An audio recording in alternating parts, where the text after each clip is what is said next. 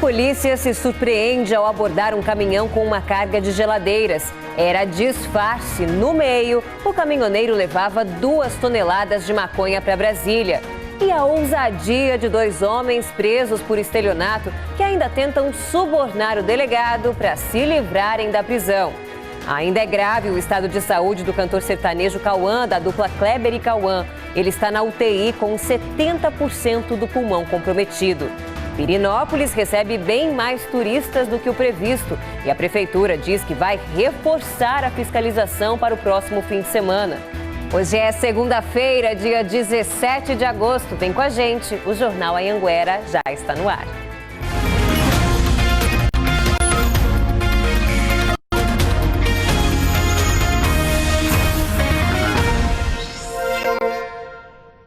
Olá, boa noite, seja muito bem-vindo, você que está chegando. Olha, 2 homens foram presos em Jaraguá por suspeita de estelionato. E quando eles chegaram à delegacia, tentaram subornar o delegado para se livrarem da prisão. Vamos para Anápolis saber detalhes dessa história com o Bruno Mendes. Que ousadia, hein, Bruno? Boa noite.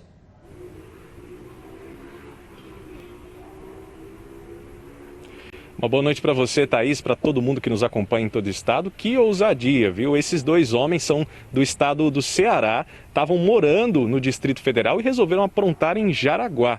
De acordo com a polícia, os agentes que estavam durante o plantão nesse final de semana receberam uma ligação de alguém que viu a dupla em atitude suspeita dentro de uma agência bancária na cidade.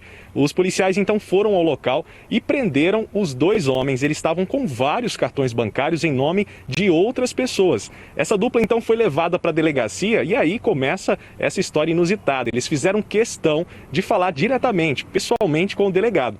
O delegado então recebeu os 2 e durante a conversa, acredite, eles tentaram subornar o delegado, oferecendo uma quantia de R$10 mil para que aquela história fosse esquecida. Só que o delegado, inclusive, gravou essa conversa e depois prendeu os homens. Vamos assistir um trecho do vídeo.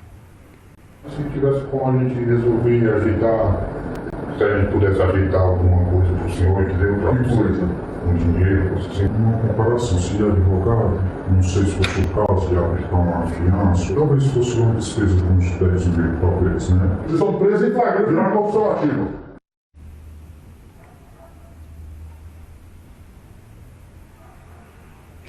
Foi pior para os 2. Eles foram levados para o presídio. Até a tarde dessa segunda-feira, nenhum advogado se apresentou como defensor desses 2 homens. Além do estelionato, eles vão responder agora por corrupção passiva, Thaís.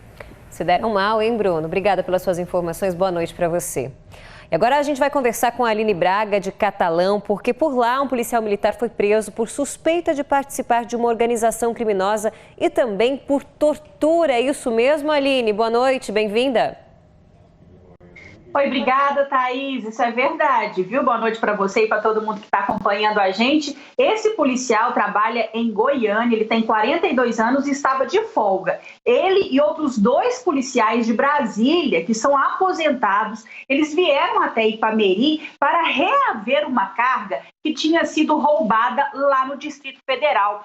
Só que eles estavam sem farda, sem a viatura e sem nenhum mandado expedido pela Justiça. De acordo com o delegado que comanda as investigações, os 3 usaram bastante violência, eles torturaram e agrediram um comerciante e o funcionário desse comerciante, porque eles acreditam que esses 2 homens estariam envolvidos no roubo da carga. A Polícia Militar foi acionada e levou todo mundo para a delegacia. O delegado que estava de plantão resolveu prender o comerciante por receptação, o policial militar da ativa e os outros 2 que são aposentados também foram detidos por tortura e formação de quadrilha. A PM Goiânia informou que o policial está detido lá na capital e está aguardando as investigações. Os outros 2 policiais aposentados estão presos na cadeia de Ipameri, viu, Thaís? Que absurdo, hein, Aline? Obrigada pelas suas informações. Quem está ali do lado da lei, a gente nem imagina que vai tomar uma atitude como essa. Agora são 7h19, 7h20, e uma ação da Polícia Civil do Distrito Federal apreendeu cerca de 2 toneladas de maconha em Cocalzinho de Goiás. E sabe onde tudo isso estava escondido? O Marcos Moreira está ao vivo de Lusiânia e vai contar pra gente. É com você, boa noite.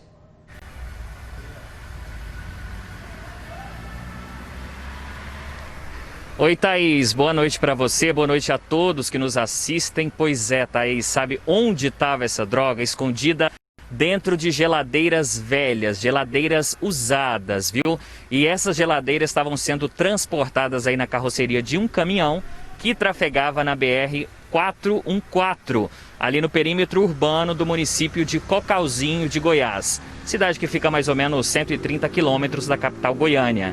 Essa abordagem foi feita em uma operação em conjunto da Polícia Civil do Distrito Federal e também da Polícia Rodoviária Federal, que chegaram aí, encontraram essa carga e depois descobriram toda essa quantidade, que seria mais ou menos cerca de 2 toneladas. O motorista foi preso, obviamente, né? Só que ele tinha já passagens pela polícia por tráfico de drogas. E essa abordagem só foi possível graças ao serviço de inteligência da polícia. E todo esse montante, viu, Thaís, resultaria para o mundo do crime, para o tráfico, cerca de 4 milhões de reais. Thaís Luquezzi. Obrigada, Marcos. Eles vão tentando ser cada vez mais criativos, mas a polícia está aí fazendo seu trabalho. 2 pessoas morreram e uma ficou gravemente ferida em um acidente na BR-080 entre Braslândia e Padre Bernardo. 2 veículos bateram de frente. Com o impacto, um carro saiu da pista e acabou pegando fogo. Esse carro cinza ficou com a frente destruída. O outro veículo saiu da pista e pegou fogo.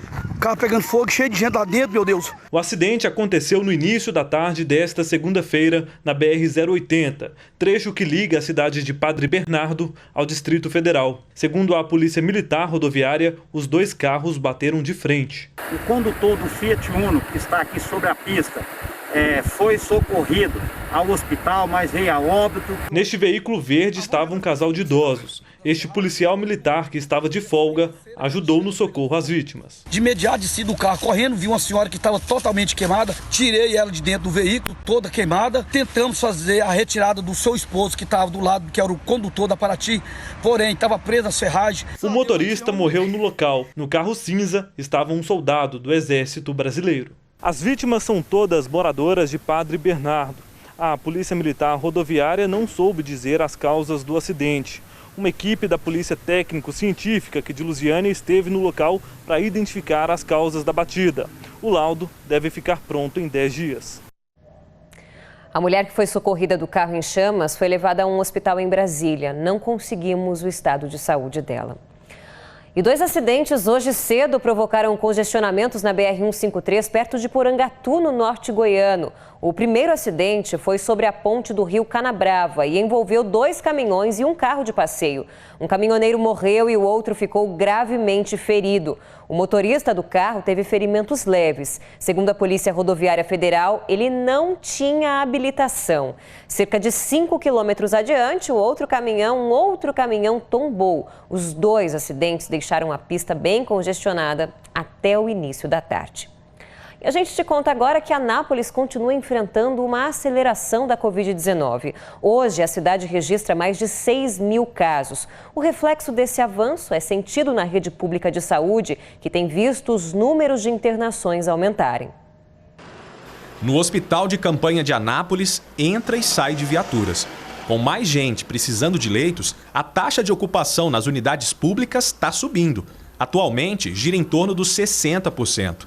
A alta demanda na rede privada influencia.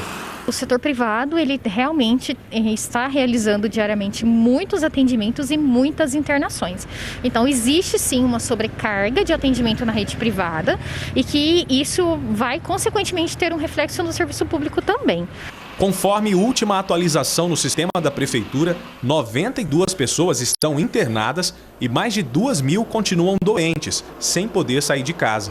A cidade contabiliza um total de 6.400 casos da Covid-19. O que preocupa agora é a velocidade em que os casos aumentam. Em apenas 7 dias, mais de 1.000 pessoas entraram na lista de infectados. Para as autoridades sanitárias, isso indica que a maior cidade do estado, fora da região metropolitana, ainda não chegou na fase mais aguda da doença, o chamado platô da pandemia.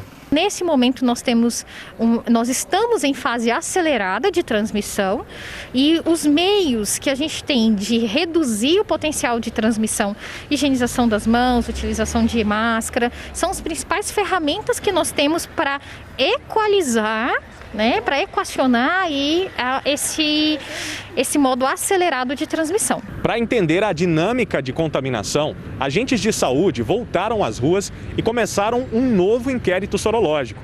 O estudo, que mede o índice de infecção na cidade, deve ficar pronto até o final da semana.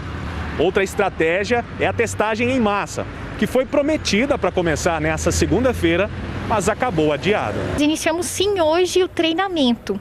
Então no período da manhã aconteceu o treinamento de parte da equipe que vai trabalhar, então já foi realizado o treinamento de coleta.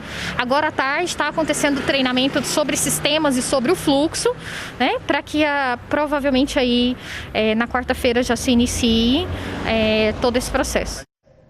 E a gente lembra da força do de cada um proteger o próximo e também a rede de saúde, porque há sinal de alerta também em Jataí. A ocupação dos leitos de UTI da rede pública de saúde por lá chegou a 90%. Nesse fim de semana, a gente vai conversar agora ao vivo com o Bruno Dourado, que tem mais detalhes dessa situação bem complicada por aí, hein, Bruno? Boa noite. Pois é, tá aí, situação preocupada, né? A justificativa é o grande aumento do número de casos, novos casos de Covid-19 nos últimos dias aqui na cidade, viu? Para se ter uma ideia, semana passada, a Secretaria de Saúde de Jataí confirmou 558 novos casos da doença. Olha, com isso, 90% dos leitos da rede pública de saúde de Jataí estão ocupados e não para por aí, viu? Enfermarias também estão cheias, chegando a mais de 96% de ocupação. Vale lembrar que comércios, bares e restaurantes estão funcionando normalmente aqui em Jataí e, infelizmente, não é difícil ver aglomeração em várias partes da cidade. Segundo o último boletim divulgado, Jataí tem 2.347 casos da doença e 33 mortes confirmadas por Covid-19. Hoje foram distribuídas 600 senhas para novas testagens que devem ocorrer, Thaís, nos próximos dias. Volto com você. Alerta feito, Bruno. Obrigada. Boa noite. E atenção, você que precisa de algum serviço da Caixa Econômica Federal. A partir de amanhã tem mudança no atendimento. Quem vai trazer as informações para a gente é o Arildo Palermo, que está em Rio Verde. Arildo, vai diminuir o tempo de atendimento da Caixa? Boa noite.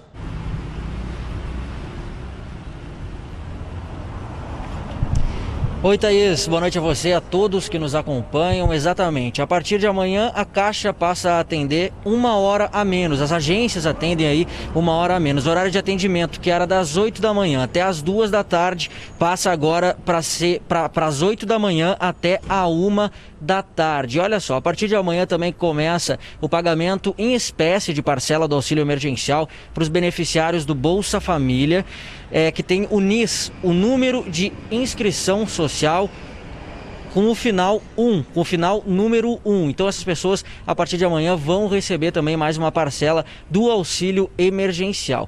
A partir dessa terça-feira também tem pagamento do abono salarial para os trabalhadores nascidos em agosto que ainda não receberam. Quem tem direito a esse abono salarial são trabalhadores vinculados a empresas privadas que têm pelo menos 5 anos de inscrição no PIS e que também aí podem estar retirando esse valor a partir de amanhã. Então amanhã é esperado uma grande fila na frente dessa agência da Caixa, lembrar para o pessoal de casa respeitar as medidas, de segurança sanitária, e todos serão atendidos chegando entre as 8 da manhã e a 1 da tarde. Thaís, volto com você. Obrigada pelas suas informações. É um tanto quanto incoerente. A gente mostra fila e vai mostrando que eles vão reduzir o horário de atendimento. A gente sabe o tanto que os bancários têm trabalhado com equipe reduzida, colocando a própria vida em risco. Mas e os bancos? Talvez não era hora de aumentar a quantidade de funcionários, contratar gente extra para garantir que essas filas sejam diminuídas? A gente segue agora para um rápido intervalo e a seguir a movimentação em Pirenópolis no primeiro fim de semana do retorno do turismo, depois de quase 5 meses fechada. E a luta do cantor sertanejo Cauã contra a Covid-19 acende um alerta para os jovens. Quase metade dos casos graves de internações são de pacientes entre 20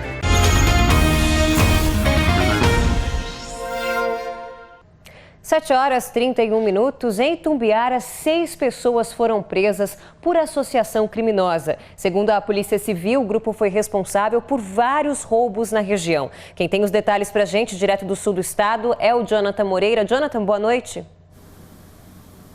Para você também, Thaís, e para todo mundo que está acompanhando a gente, esse grupo especialista em assaltos foi preso pela Polícia Civil aqui de Itumbiara. Eles roubavam veículos, casas na zona rural, casas na cidade, roubavam até empresas, agiam em qualquer lugar, mas sempre da mesma forma, armados e eram bastante agressivos. Foram apreendidas 8 armas de fogo, munições, ferramentas, aparelhos eletrônicos e 4 carros também foram apreendidos. Destes 4, 3 eram roubados, inclusive um foi roubado na semana passada aqui em Itumbiara. Essas 6 pessoas seguem presas aqui no presídio de Itumbiara e devem responder por roubo qualificado, porte e posse de arma de fogo e associação criminosa. Conversei com o delegado hoje à tarde, ele contou pra gente que essa investigação deve continuar porque a polícia acredita que pelo menos outras 2 pessoas estejam envolvidas nesses assaltos. Thaís. Obrigada pelas suas informações. Boa noite para você. A gente te conta agora que a polícia acabou com uma festinha que provocou muita aglomeração nesse fim de semana em Rio Verde, na região sudoeste. Pelo menos 100 pessoas estavam na chácara que fica na zona rural de Rio Verde. Tinha música alta, bebidas alcoólicas, além da presença de crianças e até um bebê. Pelo menos 50 participantes foram multados em R$180. E a dona da chácara também foi autuada por aglomeração e por não possuir alvará de funcionamento. A gente lembra que Rio Verde já tem mais de 10.400 casos confirmados e 158 pessoas já morreram por causa da Covid por lá. E não foi apenas em Rio Verde não, viu? Pirenópolis reabriu nesse fim de semana para os turistas e teve gente que não respeitou as regras de distanciamento. Vamos conversar ao vivo com o Bruno Mendes, que tem mais informações para a gente. Bruno, como é que foi esse fim de semana depois de 5 meses fechada? Boa noite.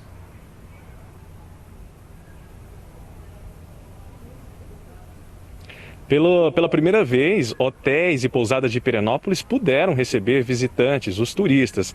Acontece que os moradores da cidade flagraram durante o final de semana vários pontos com aglomerações. Muitas pessoas acabaram se juntando em pontos da cidade, ali na Rua do Lazer, debaixo da ponte sobre o Rio das Almas. E isso trouxe muita revolta para os moradores da cidade, até porque muitos turistas nem usavam máscaras. A prefeitura acredita que um número maior de turistas visitando a cidade e os comércios, os estabelecimentos, podendo receber só metade, alguns metade, outros 65% da capacidade, causaram essas aglomerações.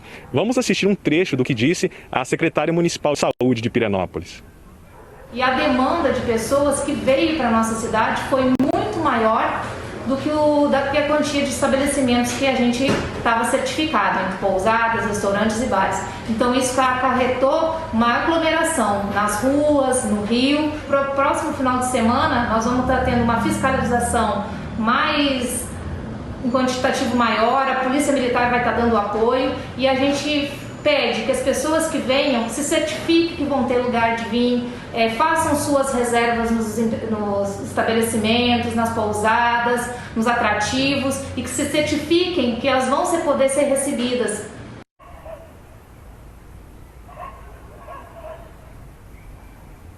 Lembrando que Pirenópolis ficou fechada para o turismo desde meados de março e tem reaberto gradualmente esse setor. Só que aí as autoridades vão analisar, claro, essas situações e, como disse a secretária, propõe uma fiscalização mais eficiente. Pirenópolis hoje tem 153 casos da Covid-19, 4 moradores da cidade morreram com a doença. Thaís. Isso mesmo, Bruno. Com cada um fazendo a sua parte, é possível, né? Mais possível que a cidade permaneça aberta. Obrigada, boa noite. Agora são 7h35, a internação do cantor Cauã, da dupla Kleber e Cauã, chama a atenção para o perigo que ronda os jovens adultos. Se você tem entre 20 e 59 anos, saiba que os cuidados para evitar a Covid-19 têm que ser redobrados. O cantor, sem nenhum histórico de doença, está com a Covid e teve que ser internado na UTI aos 38 anos de idade. Quando a Bruna, que tem 26 anos, começou a sentir os sintomas, logo fez o teste para a Covid-19. O resultado positivo surpreendeu. Eu não acreditava que eu iria pegar, porque eu faço muito exercício físico e eu tenho uma imunidade boa, então foi uma surpresa para mim. O O mesmo aconteceu com a Rayane, que tem a mesma idade, 26 anos. Além dela, toda a família também testou positivo para a doença. É muito ruim, eu acho que as pessoas têm que ter essa consciência mesmo de se cuidarem. Segundo o Ministério da Saúde, os jovens adultos representam uma grande parcela do total de infectados com a Covid-19. Pessoas que têm entre 20 e 59 anos somam quase metade das internações por síndrome respiratória grave decorrente da doença. O cantor sertanejo Cauã, que faz dupla com Kleber, também entrou para essa estatística. Com 38 anos, adora esportes e não possui nenhuma comorbidade. Ele foi diagnosticado com Covid-19, teve 75% dos pulmões comprometidos e segue internado na UTI de um hospital particular de Goiânia, lutando contra a doença. Ele não está entubado, está fazendo tratamento com plasma e eu creio muito no resultado. O jovem não está isento das formas graves e ele também transmite aos seus familiares. Então, se você é jovem, não se sinta invencível. Você precisa sim manter o distanciamento social, manter o uso da máscara e evitar que você se infecte. Cauã foi para a UTI no sábado. O estado de saúde dele ainda é grave, mas estável. O cantor está respirando com auxílio de uma máscara de oxigênio, mas não precisou ser entubado. Ele está fazendo tratamento com plasma de pacientes que já tiveram a Covid. Amanhã, Cauã vai fazer uma nova tomografia para avaliar a condição dos pulmões, que, segundo o último exame, estão com 70% comprometidos aí com a infecção. Nas redes sociais da dupla, eles agradeceram o carinho e a oração de todos os fãs. E hoje, o parceiro de dupla do cantor, o Kleber, mandou uma mensagem pedindo que essas orações continuem. É mais um dia de aflição. Cauã não obteve grande melhora, mas estamos aqui orando. Estamos orando por você, Cauã, o Brasil inteiro, junto comigo, junto com a nossa família.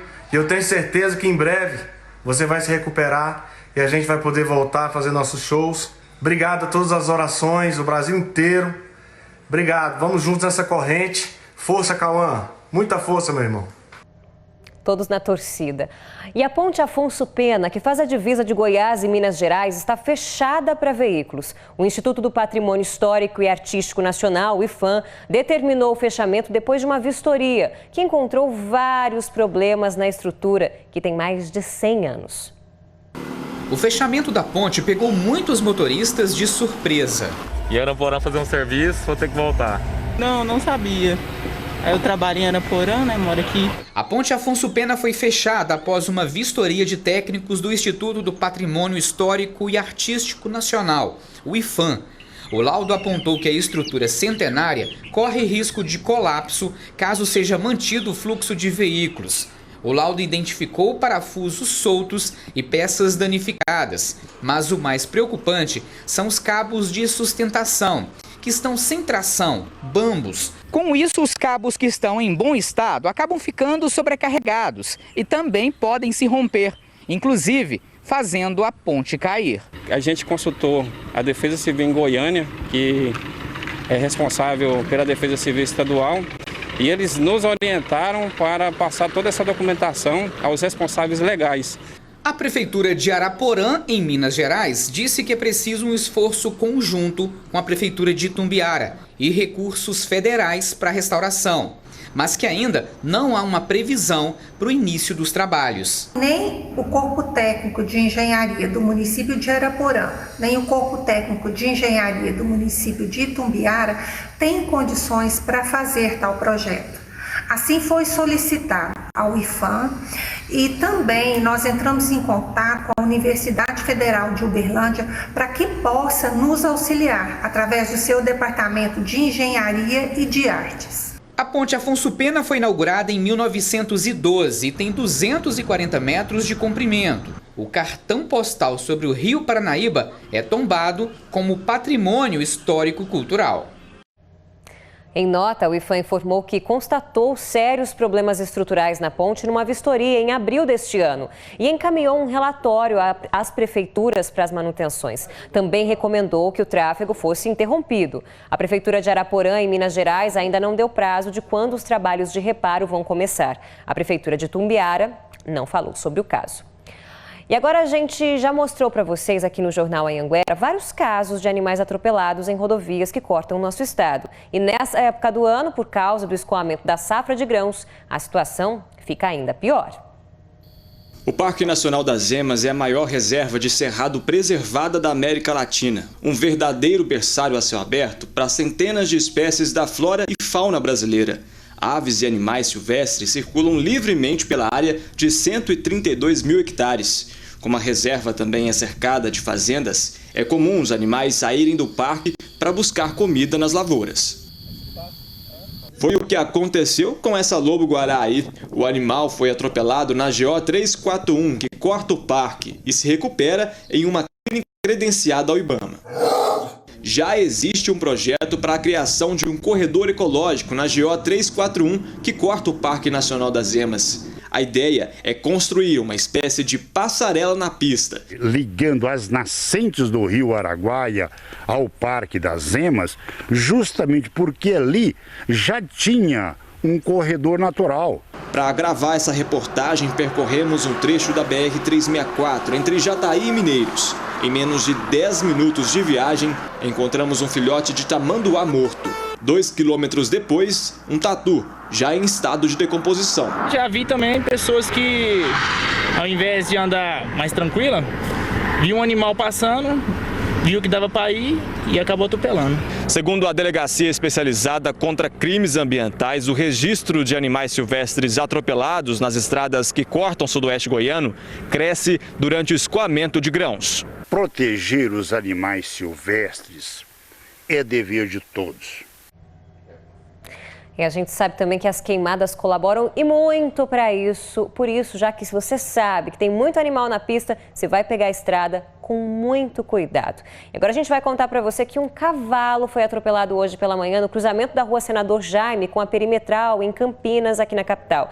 E esta cena triste é a nossa imagem do dia. O animal, como vocês veem aí nessas imagens, ele acabou quebrando uma das patas, ficou caído no meio da rua até o socorro chegar. Um agente de trânsito esteve monitorando para evitar outros acidentes. O motorista foi liberado pela SMT. O cavalo foi medicado, resgatado por equipes do Centro de Zoonose da Prefeitura e da Secretaria Municipal de Trânsito e, infelizmente, aí vai precisar ser sacrificado por conta da pata que acabou quebrando. E com essas imagens, a gente também deseja para você uma excelente noite. Muito obrigada pela companhia. A gente tem imagens aí de Jataí para mostrar para vocês. A gente se encontra, então, amanhã. Obrigada.